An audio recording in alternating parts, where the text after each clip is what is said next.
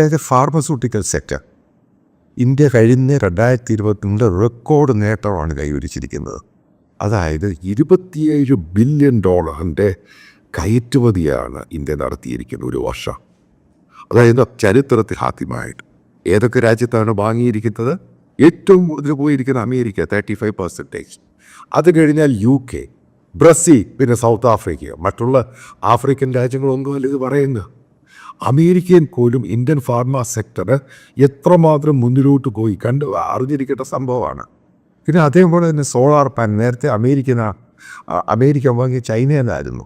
ഇപ്പോൾ കാലിഫോർണിയയിൽ ഞാൻ അവിടെ പോയപ്പോൾ കണ്ടാണ് അവിടെയുള്ള സോളാർ പാനൽസ് ഈ സംഭവമൊക്കെ മുഴുവൻ ഇന്ത്യയിൽ മാനുഫാക്ചർ ചെയ്തിട്ട് പോവുകയാണ്.